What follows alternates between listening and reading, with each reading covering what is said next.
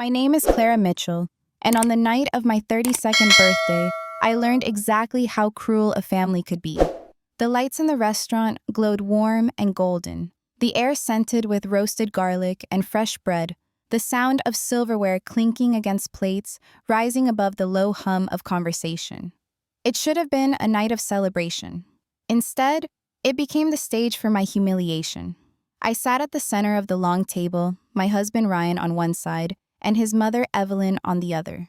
She had insisted on organizing the dinner, choosing a crowded Italian place in downtown Newark, where the tables were set so close together you couldn't help but overhear the laughter, the arguments, the secrets of strangers.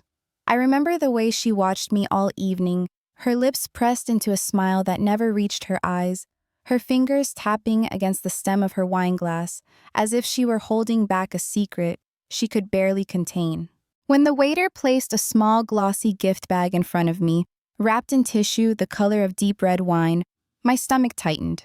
The tag read, "To Clara, with love from all of us." For a moment, I almost allowed myself to hope. Maybe for once, Evelyn wanted to show kindness. Maybe she wanted to make me feel like part of the family.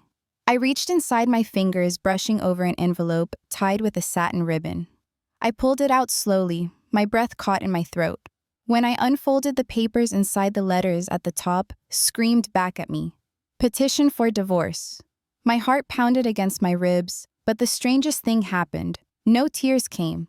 No desperate words, no pleading, only silence, thick and sharp.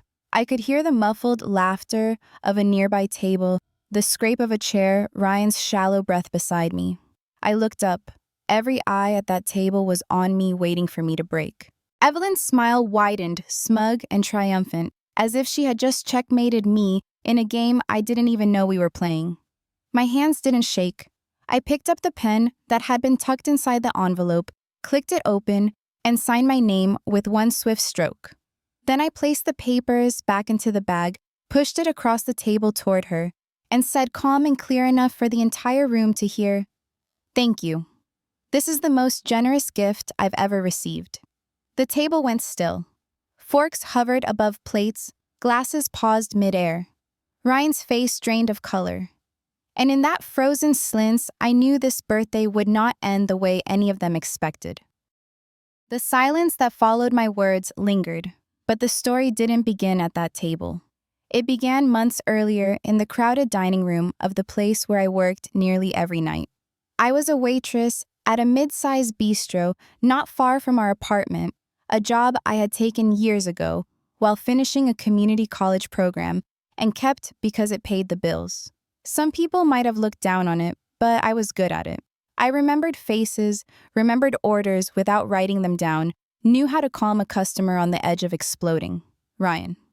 My husband never said it outright, but I could see the disappointment in his eyes each time he came to pick me up after a late shift. He wanted a wife who wore heels to an office and carried a briefcase, not one who came home smelling of grease and garlic. His mother didn't bother hiding her disdain. At family dinners, she would say things like, "It must be exhausting running around fetching bread baskets all night." Once she laughed and added, "At least you'll always know how to serve people, men especially." Everyone else laughed with her except me. I learned to smile, tightly swallow the sting, and clear the plates. But humiliation is a peculiar kind of fuel. Each cutting remark Evelyn delivered, each disapproving glance from Ryan, pressed into me like a hot iron, and I carried the burn silently. I began to wonder if this was the life they believed I deserved, forever balancing trays, forever apologizing for not being enough. Then one night, something unexpected happened. A couple came in late, clearly frustrated after a long day. Their reservation had been lost, and they were minutes from walking out. I found them a quiet corner, brought them complimentary wine, and managed to turn their scowls into laughter before the entrees even arrived. They left a generous tip and a business card tucked beneath the check. On the back, in neat handwriting, it said, "We could use someone like you. Call me." The card belonged to the director of human resources at Halcyon Hotel Group, a luxury chain I had only admired from a distance. At first, I tucked it into my apron and told myself it was nothing. But the next morning, I dialed the number. The call turned into an interview, the interview into a second meeting, and within weeks, I was offered a position as guest experience coordinator. $48,000 a year, on-site housing, and a clear path toward management. I accepted the offer quietly, without telling Ryan or Evelyn. I wanted to hold it close like a secret ember until the right moment. Each time Evelyn tossed a barb at me, "Do you ever plan to get a real job?" I felt the ember glow brighter. I would smile and pour more wine, knowing a fire was coming. Still, the weight of keeping it hidden wasn't easy. At night, lying beside Ryan, I traced the edge of the offer letter under my pillow and wonder how much longer I could pretend. Sometimes I imagined blurting it out, throwing the paper across the room and shouting, "See, I'm not worthless." But shouting wasn't my style. I had learned that silence timed perfectly can be sharper than any scream. The night of my birthday dinner crept closer. Evelyn insisted on handling everything from the reservation to the guest list. I suspected her motives but didn't argue. Instead, I ironed a simple dress, clipped my hair back, and slipped the halcyon envelope into my purse. If she wanted to make a spectacle of me, I was ready to give her a performance she would never forget. As Ryan drove us downtown, he tapped the steering wheel, nervously avoiding my eyes. I almost asked him if he knew what was waiting at that table, but I bit back the words. Let them think they were in control. Let them sharpen their knives. I was bringing mine too paper thin, sealed in a white envelope that weighed heavier than any weapon. That was the night my story turned. The week leading up to my birthday dinner felt strangely heavy, like the air before a storm. At work, I carried trays and smiled as usual, but in my chest, my heart thudded with a mix of dread and anticipation. I knew Evelyn too well. She had a talent for disguising cruelty as tradition, for making malice look like manners. If she had insisted on throwing me a party, there had to be a reason, and I doubted it was love. Ryan was quiet that week, more distant than usual. He came home late, sometimes smelling faintly of bourbon, sometimes not at all. When he did show up, he spoke in half sentences, his eyes fixed on the TV or his phone. One night, as I folded laundry on the couch, I asked him if he was excited for the dinner. He shrugged, barely glancing at me. "Mom's putting a lot into it. Just don't ruin it, Clara." His words landed like a slap. I wanted to ask him what he meant, but I bit my tongue. I had been biting it for years. At the bistro, the hours stretched long, but they gave me a strange kind of peace.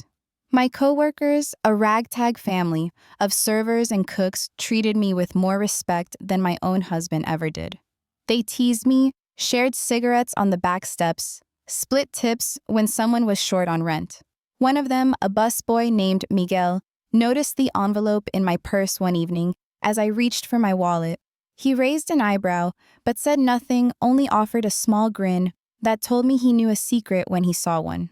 The closer the dinner came, the more I rehearsed in my head what I would do if Evelyn tried something. Sometimes I pictured myself walking out calmly, leaving them all staring at my empty chair. Other times, I imagined standing up, raising my voice, telling her everything I had kept inside. But when I pressed the smooth paper of the halcyon offer between my fingers, I knew the truth's silence would be sharper, more devastating. If she wanted to humiliate me in public, then public it would be. The night before the dinner, I couldn't sleep. I lay awake in the dim light of our bedroom, Ryan snoring softly beside me. I thought about the girl I had been when we first met, 24, hopeful, believing that love would shield me from judgment. I had stood beside him at the altar, promising forever, blind to the fact that his mother's shadow was already cast across our vows. Now, 8 years later, I felt that shadow choking me. But tomorrow, I told myself tomorrow I would step out into the light. The day of my birthday was bright and unseasonably warm for October. At the bistro, my coworkers surprised me with a slice of chocolate cake and a chorus of off-key singing. I laughed until my cheeks hurt, though inside nerves coiled tight in my stomach. I slipped the halcyon envelope into my bag before leaving for the dinner, the weight of it strangely comforting, like carrying armor. When Ryan and I arrived at the restaurant downtown, Evelyn was already at the head of the table, her posture perfect, her pearls gleaming under the soft lights. She greeted us with air kisses, her smile stretched wide, brittle at the edges. "Darling," she said, pulling me close enough for her perfume to sting my nose, "this is going to be a night you'll never forget." Her tone was syrupy, but the chill beneath it was unmistakable. The table filled quickly. Ryan's sister, a few cousins, even some friends of the family I barely knew. I sat through small talk, sipping water, my appetite gone. Evelyn kept watching me, her eyes flicking toward the glossy gift bag that sat near her chair. Ryan avoided my gaze, fiddling with his phone under the table. I realized then that he knew. Maybe he hadn't signed the papers himself, but he had allowed this spectacle to happen. My chest ached, but I forced my face into calm neutrality. Dinner was served in courses, each one more elaborate than the last. Bread antipasto, pasta, lamb shank. I moved food around my plate, smiling politely when someone asked about work. Evelyn cut in before I could answer. "She's still at the bistro," she announced, her tone tinged with mock sympathy. "Serving tables, bless her heart. But at least she's consistent." Laughter rippled down the table. My hands tightened in my lap nails, pressing crescents into my palms, but I kept silent. As dessert plates were cleared, Evelyn tapped her glass with a fork. The room hushed slightly, conversation dipping into murmurs. "We have a very special gift for Clara tonight," she said, her voice carrying with the ease of a woman used to commanding attention. My pulse quickened. I glanced at the bag, then back at her. She nodded toward Ryan, who slid the gift across the table toward me. I stared at it, my fingers brushing the ribbon, the air around me thick with anticipation. I knew in that moment that this was it, the storm I had felt coming all week, the performance Evelyn had been rehearsing in her mind. But she didn't know I had a script of my own. And as I pulled the envelope from the bag, the room leaning in breaths held. I braced myself for the reveal, not with fear, but with the steady calm of someone who has already decided how the ending will go. The envelope slid into my hands like a loaded weapon disguised in ribbon. For a brief second, I let my eyes rest on the bow, the deep crimson satin glinting under the light. I could feel the weight of the room pressing against me, every face turned in my direction, waiting for the show. Evelyn leaned back in her chair, wine glass poised delicately between her fingers, her smile sharpened into a blade. I opened it slowly, not because I was afraid, but because I wanted them to feel the suspense too. The room grew quieter, with each tear of the ribbon, the rustle of paper echoing like thunder in my ears. And then I saw it, petition for divorce. My name typed neatly, at the top Ryan's signature, scrawled across the bottom. The air caught in my lungs, but instead of crumbling, I felt something else rise within me, a kind of clarity, cold and steady. I clicked the pen that had been slipped inside, bent the paper against the table, and signed my name with one deliberate stroke. When I looked up, the hush was absolute. Even the restaurant's background music seemed to fade. "Thank you," I said, my voice calm, but carrying far. "This is the most generous gift I've ever received." Gasps rippled down the table. A fork clattered onto a plate. Ryan's face flushed a sickly shade of pink, his eyes darting around like a trapped animal. Evelyn blinked once, twice, her lips parting, in shock before her composure snapped back into place. She hadn't expected that. She had expected tears, pleading humiliation. But I wasn't finished. I reached into my purse and pulled out my own envelope, the Halcyon logo printed in clean silver lettering across the corner. The contrast was perfect, her weapon of destruction against my proof of renewal. I laid it flat on the table, sliding it to the center, where every eye could see. "While you've been planning my downfall," I continued, my gaze locked on Evelyn's, "I've been planning my future." I opened the envelope and lifted out the letter. The words gleamed under the soft lights, bold and undeniable. "I've accepted a position with Halcyon Hotel Group, guest experience coordinator, $48,000 a year, housing included, and a management track. I start next week." For a beat, silence clung to the air, heavy and stunned. Then it broke, not with laughter, not with mockery, but with applause. Someone at a nearby table had overheard clapping slowly, at first, then louder, until half the room joined in. A few of my coworkers, who had snuck in after their shifts to surprise me, stood and cheered. The sound swelled, filling the restaurant, drowning out the sputtering outrage from Evelyn's side of the table. Evelyn's hand tightened on her wine glass until her knuckles whitened. Ryan looked down, his mouth opening and closing like he wanted to say something but had lost the words. His sister muttered under her breath, tugging at her phone to stop recording, realizing the humiliation had backfired spectacularly. I sat straighter, my heart pounding, but my face calm. I had dreamed of this moment in fragments, but the reality was richer, more intoxicating. The humiliation they had prepared became their own reflected back by the approving strangers who now served as witnesses and jury. Evelyn finally found her voice sharp and trembling. "You think a job makes you better than this family?" I smiled soft but unflinching. "No, respect does. And I finally found people who know how to give it." The applause surged again. The waiter, bless him, placed a small candlelit dessert in front of me, murmuring, "Happy birthday, miss." His kindness steadied me. I blew out the candle, not for a wish, but as a declaration I was done with them. Ryan leaned toward me, his voice low, almost desperate. "Clara, we can talk about this." I turned to him, my expression unreadable. "We already did. And you signed first." I tapped the papers he had given me, now pushed back toward his mother. For the first time in years, I felt weightless. The years of biting my tongue, of swallowing humiliation, of shrinking myself to fit their mold, all of it fell away in that moment. I stood slipping the halcyon letter back into my purse and gathered my coat. The applause followed me as I walked through the restaurant, each step steady, deliberate, like a march into a new life. Strangers nodded at me, some offering small smiles of encouragement. I could feel Evelyn's glare burning into my back, Ryan's silence hanging heavy in the air, but none of it mattered anymore, because the performance was over, and I had stolen the final act. The air outside was crisp when I stepped onto the sidewalk, the noise of the restaurant fading behind me. I wrapped my coat tighter around my shoulders and breathed in deeply the cool night air, cutting through the lingering sting of adrenaline. For the first time in years, I didn't feel small. I didn't feel trapped. I felt free. I walked to the corner, the lights of the city glowing soft and forgiving. A cab pulled up, the driver leaning out to ask if I needed a ride. I shook my head.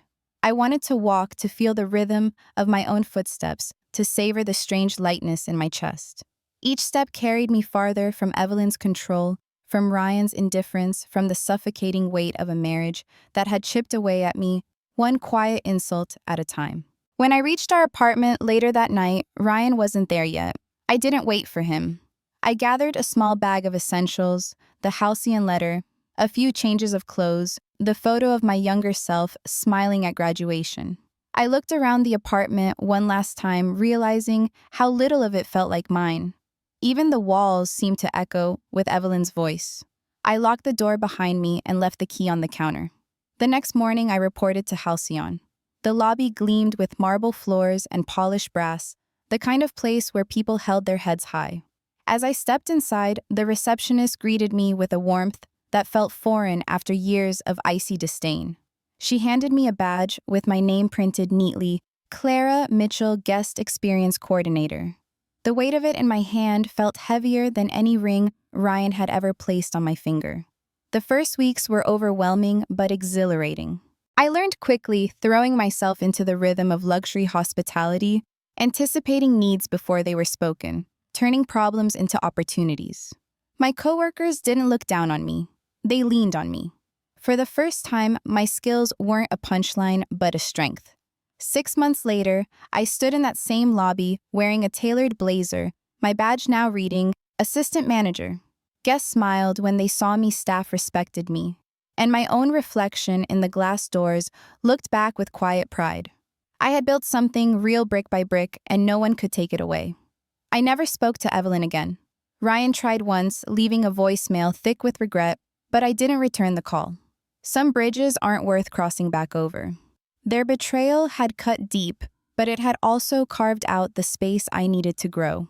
On the evening of my 33rd birthday, My coworkers surprised me with a cake in the staff lounge. The room filled with laughter and off-key singing, not unlike the little celebration at the bistro the year before. But this time the joy was mine, to share, not something I had to fake. As I blew out the candle, I didn't make a wish. I didn't need to. I was already living it. Because revenge isn't always loud. Sometimes it's as simple as walking away standing taller and thriving in a world that once tried to bury you. And that I realized was the sweetest gift of all. Thank you for watching. If you enjoy these family drama and revenge stories, please subscribe and join me for more every day.